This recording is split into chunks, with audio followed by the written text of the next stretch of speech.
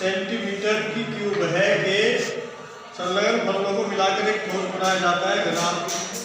जो ठोस बनता है वो घनाभ बनता है, तो उसका घनाभ का पृष्ठीय क्षेत्रफल ज्ञात करना। तो सबसे पहले इसमें हम क्या करेंगे, माना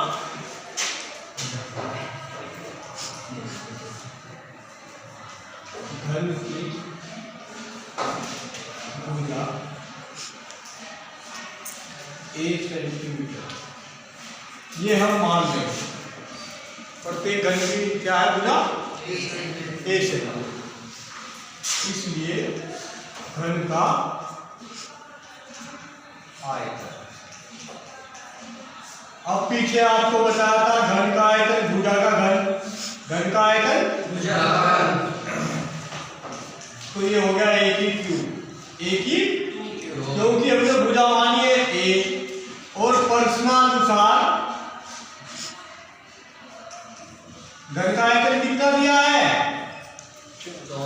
प्रत्येक घन का आयतन 64 दिया है। तो ए की क्यूब बराबर 64 या ए बराबर इसका घन करेंगे कितना आ जाएगा, 4 का घन होता है ना ये, ए की क्यूब बराबर 4 की क्यूब। तो यहां से तुलना करेंगे, इसलिए ए बराबर क्या रहेगी, आधार की तुलना घात जिसकी समान होती है उसके आधार भी समान।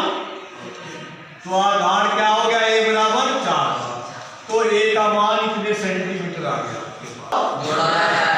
तो उनकी लंबाई यानी इस प्रकार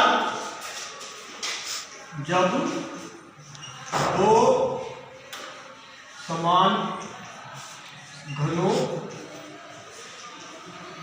को जोड़ा जाता है तब इस प्रकार बने घनाभ, दो घनों को जोड़कर एक घनाभ बन जाएगा। घनाभ की लंबाई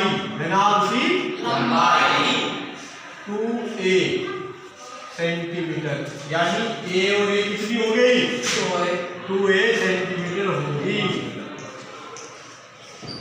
घनाभ की चौड़ाई वही होगी a, इसलिए घनाभ की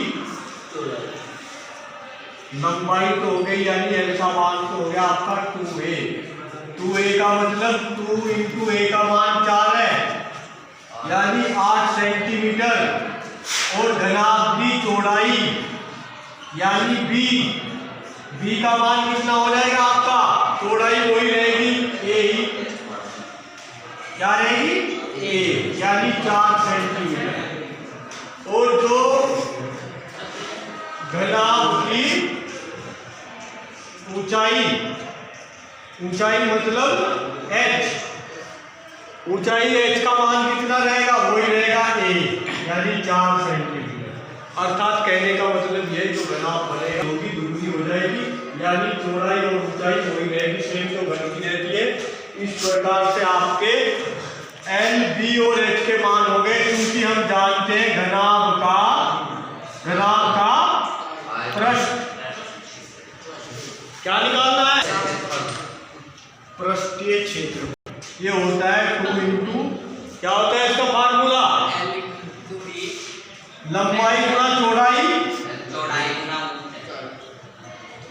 गुना और ऊंचाई गुना,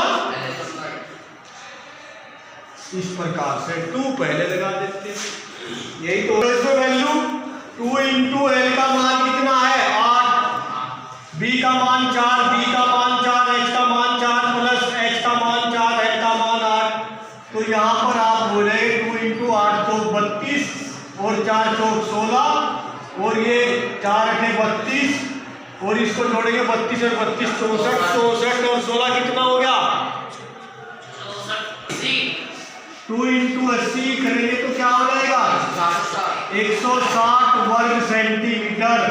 इस प्रकार से जो हमारा घनाभ बना है उसका जो पृष्ठ है वो 160 वर्ग सेंटीमीटर आ जाएगा। ठीक है।